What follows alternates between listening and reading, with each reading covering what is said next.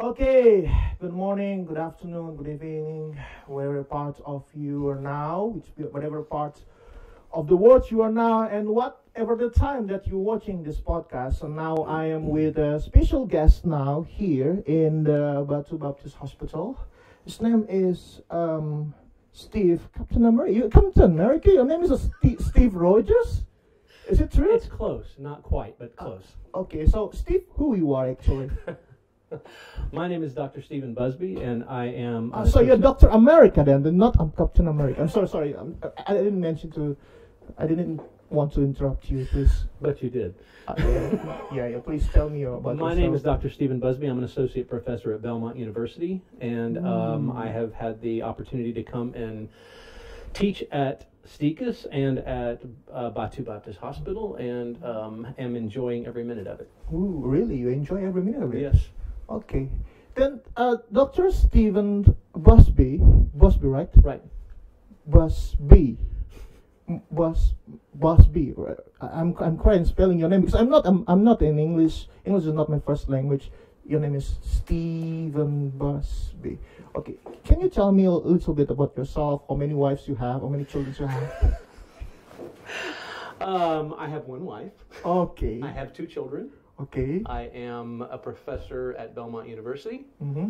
And in Nashville, Tennessee, in America, and have had multiple opportunities to come to Indonesia to teach and to speak and to learn from the people of Indonesia, and it's been a great opportunity every time. Okay, thank you very much. Now we're going to the more serious questions, ladies and gentlemen, wherever you are and whatever the time that you're watching this podcast. We want to know more because we currently have a collaborations between Belmont University and Baptist hospitals.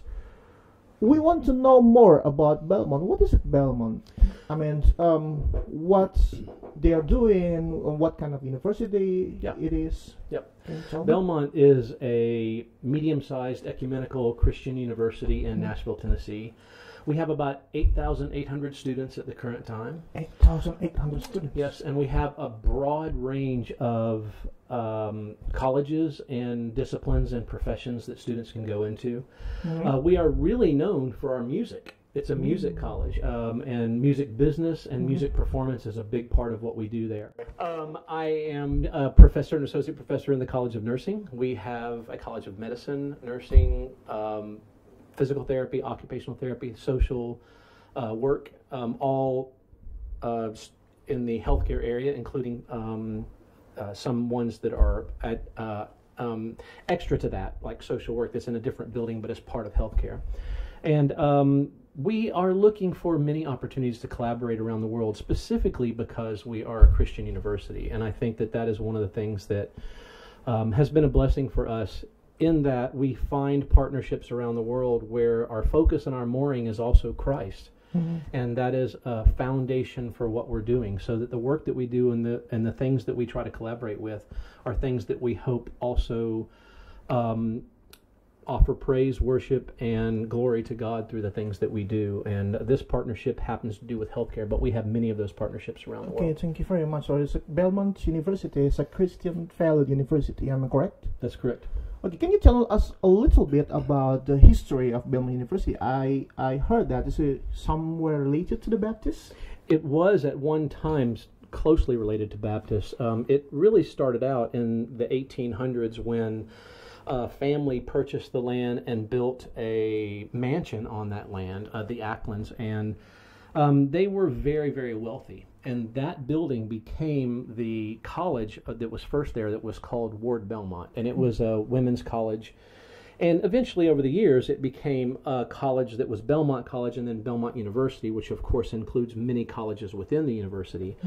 And we're somewhere over the mark of about 50 years or so now as a university. And we've gotten very large. We have students from every state, and I can't remember the number of countries that attend our university now. We have a very broad range of people who do attend there, and that is from every nationality, every it's many countries, as I said, every state, and even though it is a Christian school, we have people of multiple faiths and people of no faith who attend our university as well. Okay, and then how the Belmont University keep the Christian value inside of the university? You told me that there are a lot of people from different faiths, the students from different faiths that come into the Belmont University. How you make sure that the Christian value is still the value of the Belmont University? I think the way we do that is by making sure that we as faculty are focused on our goal, and that is making sure that we develop students not only academically but also in their faith and their spiritual walk, as long as they are open to that. Students that come aren't required to have a faith or a particular faith tradition or any faith at all. But they do know when they're coming to Belmont that they are coming to a school that is a Christian school. And so in doing so, they know that they will be exposed to those types of things. And one of the things that's been a big blessing to me, honestly, in teaching there is I taught at several other universities, some very prestigious ones. But the Christian focus of my ministry and my mentoring of students wasn't always so overtly Christian, and now it can be. I can have Bible studies that I invite students to. I can pray with them openly. I can have spiritual talks and meetings with students on campus. I can pray before classes and exams, which I do in my classroom. So those are things that gave me the opportunity, and just to back up, one of the reasons that I went to Belmont was because I wanted to be in a more face-to-face institution with students, but I also wanted to be able to live out my faith in my work and not just in my personal life. Okay, thank you very much, sir. But it's in Indonesia, mostly of the people that coming from different faiths outside of the Christians come to the Christian schools because of the quality of the schools. Now, can you tell us a little bit about the quality of Belmont? Yes, I mean, I think we have a very high-quality school. Every college is slightly different, but people come to this university, which is private and is not, frankly, terribly inexpensive, because it is an excellent university. It's an excellent school. And some of the students that I've talked to that have either no faith or a different faith than us, one of the things that they've told me about being there is because they want a quality school. And they are more interested in the quality of the education that they get. And so it's not that we are trying to have a Christian identity to the exclusion of academic rigor. We're trying to have both. We want to have good academic rigor, and we also want to have to be able to live out our Christian faith and to mentor students who are open to that with regard to our Christian faith. Oh, that's very great. Also, in regards to the collaborations between the Belmont, Asticus, and all of the Baptist hospitals, as Belmont has some kind of collaboration like this before with different institutions, other institutions, or maybe another hospital? Can you tell us a little bit about the collaboration that had been done by Belmont? I can tell you a little because I haven't been a part of a lot of them, but we do have collaborations with schools in Ireland. We have collaborations with schools in various other countries. We've been to I've taken students to Cambodia with a different trip where we were in collaboration with a specific organization, and it wasn't just about providing health care to those people. It was also about trying to work with an organization that was trying to limit and do something about human trafficking, and that was the organization that we were actually partnering with. And there are others, frankly, that I'm not aware of because I'm not a part of all of them. But not only have we had those partnerships in the past, but one of the things that Belmont is trying to do is to increase those partnerships. And that is one of the things that's happening here with the Baptist hospitals. And one of the things that I love about it, we have collaborations with India, Bangalore Baptist in India. One of the things that we're trying to do is create not just touch-and-go experiences, but long-term sustainable relationships that are beneficial to our collaborating partners and to us, so that everybody benefits from that collaborative partnership. Okay, thank you very much. And we hope that these collaborations can be long and more beneficial for us, for all of the hospitals, and also for the STICAS, of course, because I'm the lecturer in STICAS, not a member of the Baptist Hospital. Sorry. Not looking. Next, sir. I understand this is your second time coming to Indonesia. It is. I want to know, what is your impression on your second coming to Indonesia? And this is your first coming to Batu. I just want to know what's the difference between your first coming and your second coming and your first coming to Batu? That's a good question. I think what has really framed my the impact that it's had on me is that when I came the first time, I came with another faculty partner, and when I came with the other faculty partner, we were bringing students. And so at that time, our focus was really providing what we agreed to provide to our partners, STICUS, be there to try to help. We did some teaching. We provided some equipment for STICUS. We wanted to be helpful in some way. But STICUS also gave our students an incredibly valuable experience in cultural immersion, seeing another cultural, understanding how healthcare might change country to country rather than just what it's like in America. And listen, a lot of these students that are coming over here are students that that are coming to Belmont and may have had other cultural experiences and may not have. So when you enter a healthcare field, I think one of the critical things for students to understand is that every patient that they care for will not be the same. Every patient will be different. They have their cultural, they have their beliefs, they have their beliefs about medication, about what works, what doesn't work. And being able to broaden the types of patients that you see is a critical experience for students. So to get back to your question, my first time here was very focused on the students.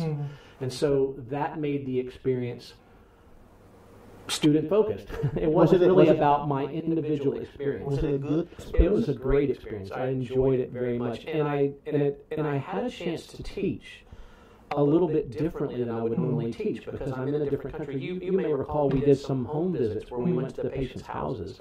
And one of the wonderful things about that was just how welcoming the people we were. And one of the things that kind of shocked us because we're Americans was the fact that we went into these homes to provide health care to the different people, and neighbors would just walk in and sit down. They would pull chairs up and just walk in the person's house. In America, that would never happen. People would not just walk in your house. They would knock on the door, they would ask, they would call. These people just walked in, and the family that was receiving them just didn't think anything of it. These are my neighbors. They come in and they sit down. There are healthcare providers here, and we want to hear what they have to say. And so I just found them to be very open and welcoming. And I think the students liked the experience as well because they got to see that different culture. But we also, as you may recall, you and I were together, we had the opportunity to just dwell there for a minute, to just sit and not be rushed. And as all of us know who are healthcare providers, we're constantly rushing. One patient to the next, we have to do this, we have to do that, we have to get this much done. And those were experiences that I like to call immersive. How about your second coming? My second coming has been very different and in a very good way. The beautiful thing about being able to come the second time is that Dr. Luke and I had some conversations about maybe having an opportunity to teach for a little bit longer here in Indonesia. And I would have loved to have done that. But it never crossed my mind that I would have the time because I work.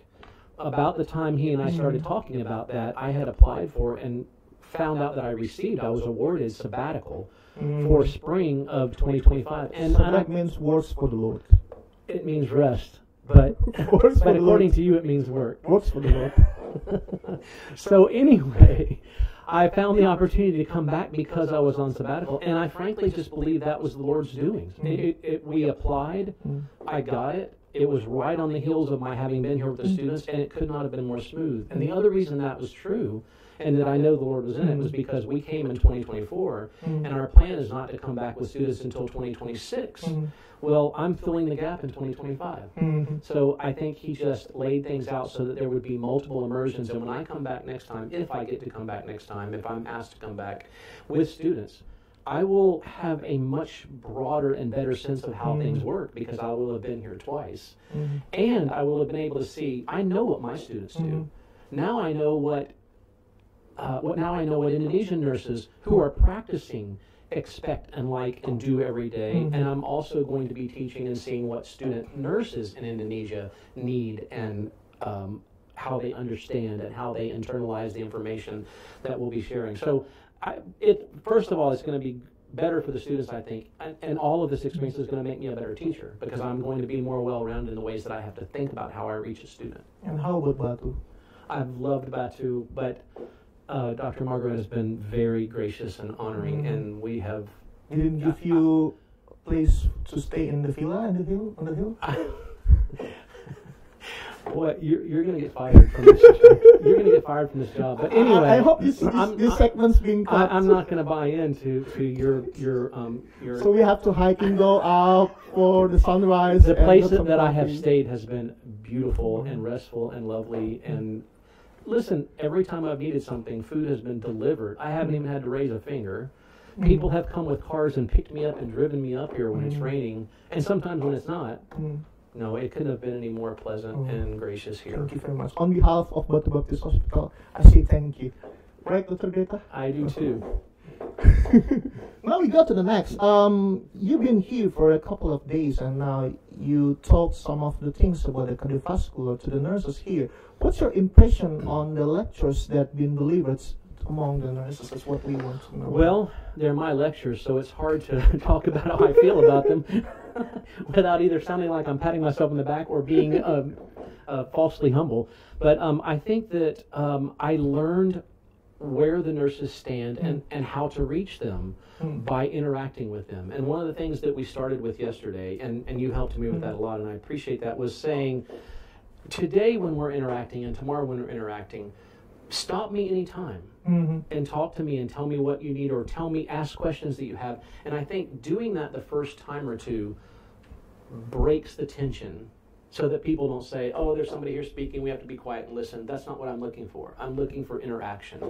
And so being able to do that allowed me to see where the nurses are, to try to meet them where they are, because there are differences in how healthcare is provided here and in America, and not better or worse, different. And so we have to necessarily meet them where they are. And I think probably one of the highlights was that I always enjoy lecturing and talking and that, but making the hospital rounds was probably a big part of what I really enjoyed as well. Okay, thank you very much. Just pop up in my mind. What is it in your minds about the importance of the topics that you deliver for these couple of days, outside of, because I am the one who doing that schedule for you. But I'm asking, do you think that is all of these topics that we discussed for this couple of days are important for the nurses, or what do you think about that? Yes, I do think so. And one of the things that I like about the way that we did it is that I said, here are things that I feel like that I could offer something on, but with you as the liaison, we were able to ask Batu Baptist, what also do you want?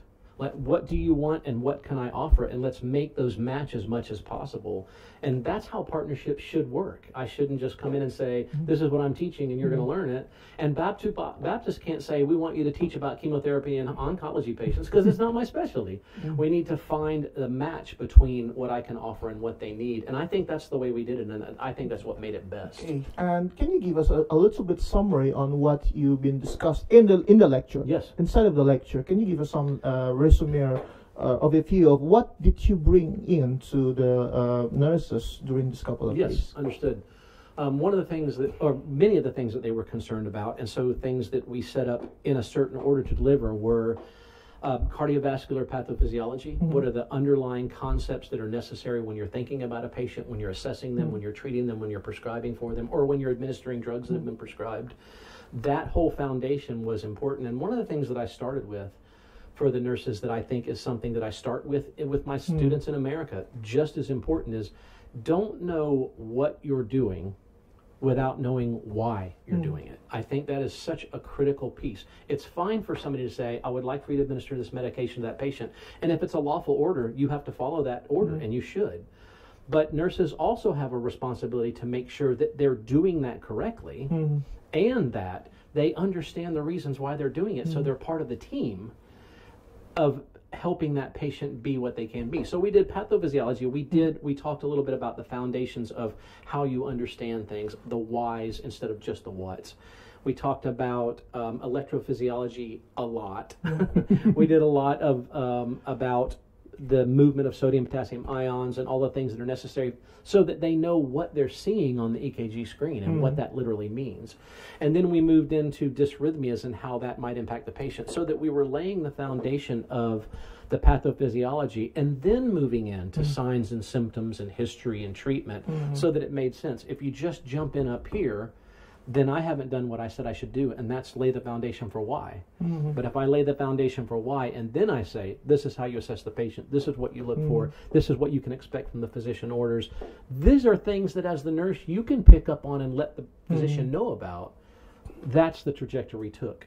Today we finished up what we didn't finish yesterday, and that was moving into 12 lead EKG to give the nurses some opportunity to say, I might not be the person who's ultimately responsible for the 12 lead EKG, but I am a person that's part of the team, and I can alert the person who's responsible if I see something that I know something about because I've learned it, right? And so hearing about it, putting it into practice is what makes learning.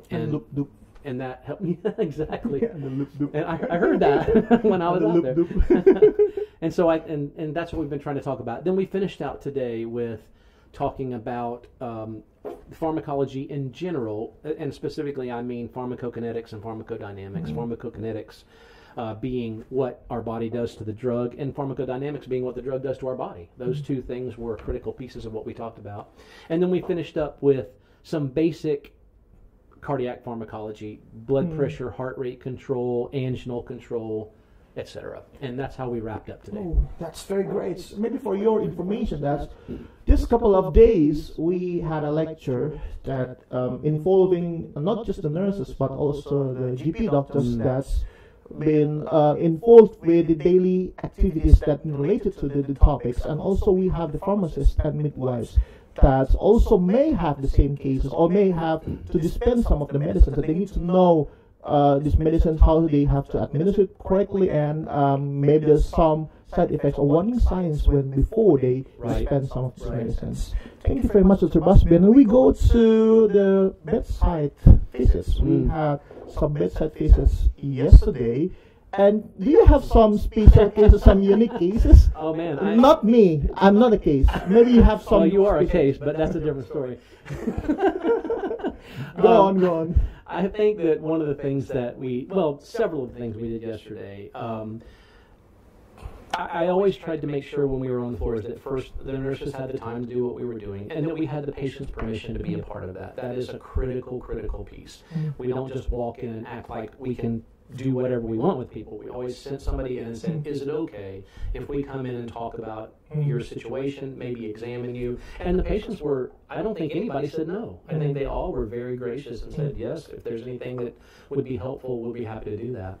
And so we went to the ward, we went to ICU, we went to ER, and we saw a lot of different, very interesting cases. And at least once I heard a nurse say, and I'm going to, I would never use names or whatever, but have them say, we did an exam, and I pointed out a physical exam finding that can be tricky to pick out, and she said, it's the first time I've ever heard that. Ooh. And to me, that's worth the trip, to have somebody say, I get it now, because I'm not just hearing about it, I know it, and I internalize it, and I can hear it, because now next time I know what to look for. And that not only happened with things like lung sounds, but we heard several murmurs that I was able to point out, and one of them was so loud we brought, 5 nurses in to listen to it, so that we could talk about how those murmurs are located. Where are you hearing it? What part of the cardiac cycle is it in? What should that valve be doing part of that cycle?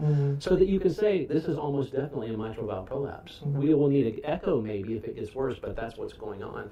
And I was able to explain that, and not only explain it, but have them hear it, literally hear it on a patient. And I think that was also really exciting. And we saw, and we're able to talk a little bit about those issues when healthcare and health education is neglected in some ways. When somebody's not seeking or receiving the care that they need. We saw a very, very young woman with diabetes that is in utter kidney failure because of the care that she is either not receiving or not seeking. And that is a great way to teach as well, and say, this is what treating illness is one thing. Preventing illness is a much better thing. And so that's one of the things that we talk about as well when we talk about education with students. Yeah, I heard that you are the expert of loop.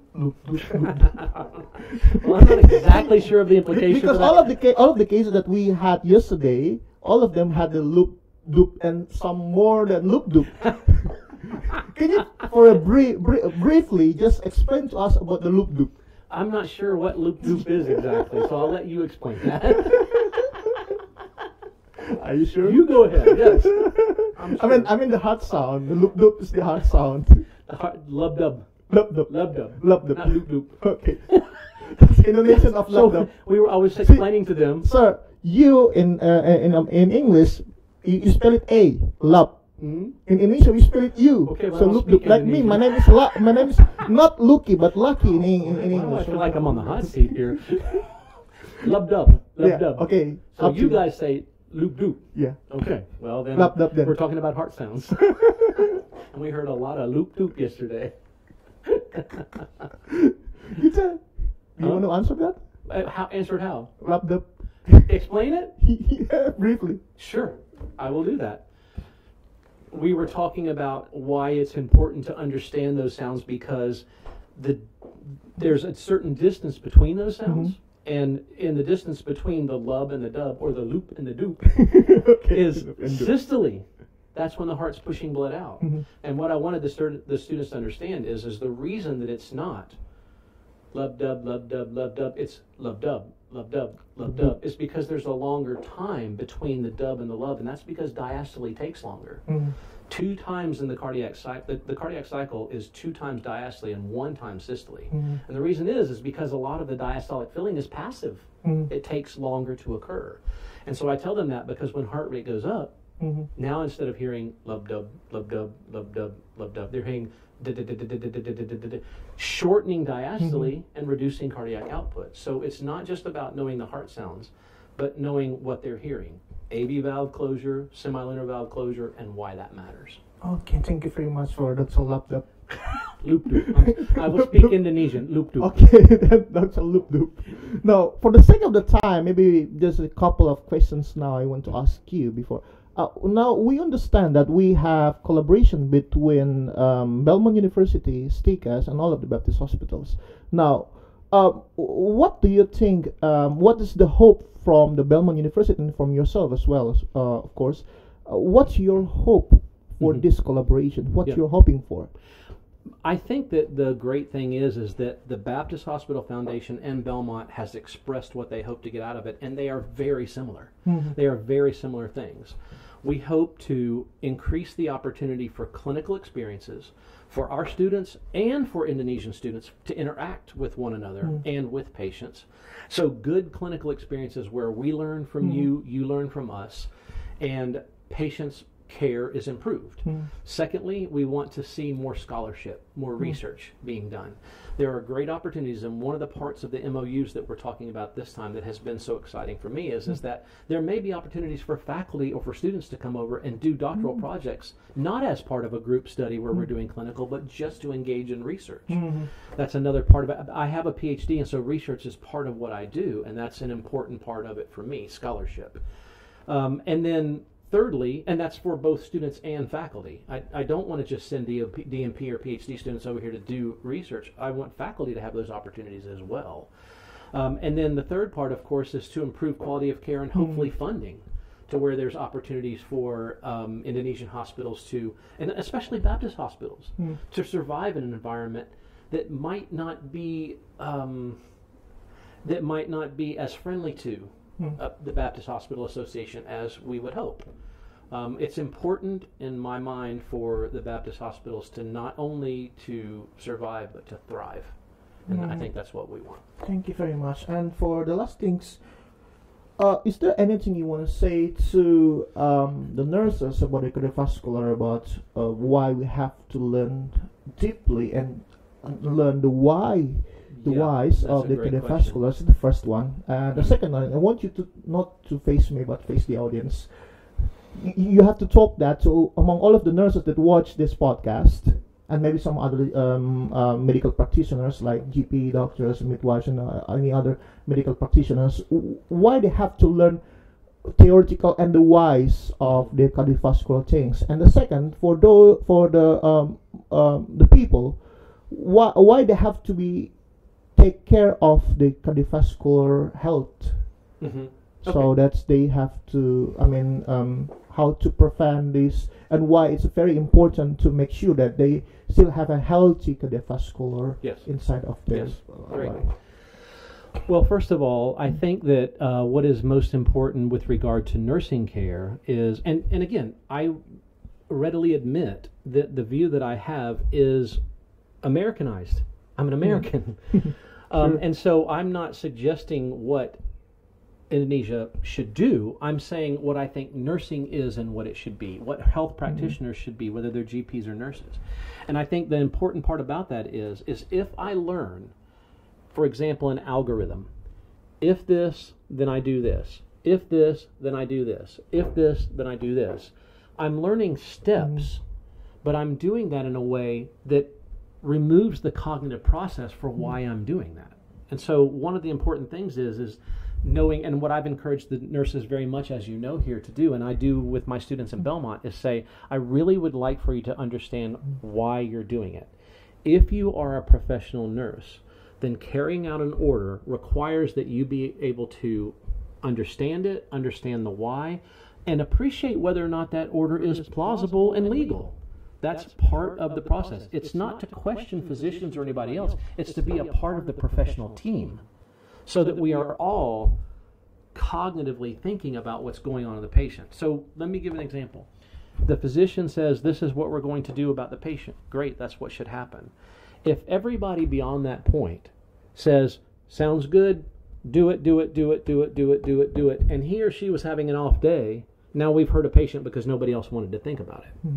But if we say, this is what I'd like for you to do, and I say, I understand the patient, that seems right. This part over here I'm concerned about, let me ask. Yes, we probably should change that. We have stopped something bad from happening by being a part of the team and not just someone who carries out skills. And that's what I hope professional nursing to be around the world, not just in America. To your second question, cardiovascular health, again, I'm speaking from USA and America. Cardiovascular diseases are the number one killers of people, period. Number one. So when you think about that, it makes sense that it's something that we would try to take care of. And the things that make it difficult to treat is that many of the other diseases that people can have contribute to cardiovascular disease. Hypertension contributes to cardiovascular damage in the blood vessels themselves. Diabetes is a huge risk for people who have cardiovascular disease. And I think sometimes patients see those as separate. I don't have heart disease. My blood sugar's out of control. I have a high cholesterol. I eat whatever I want, and I don't exercise. Well, you will have cardiovascular disease if you go long enough. So I think it's understanding the bigger picture, and that so many of the things, the choices we make in life, affect cardiovascular disease. And frankly, one of the big ones, and I know this problem, it affects a lot of Americans, and I'm sure it affects a lot of Indonesians. Smoking is a very, very high-risk activity. The American Medical Association came out about 15 to 18 years ago, and they said this, and this is not me.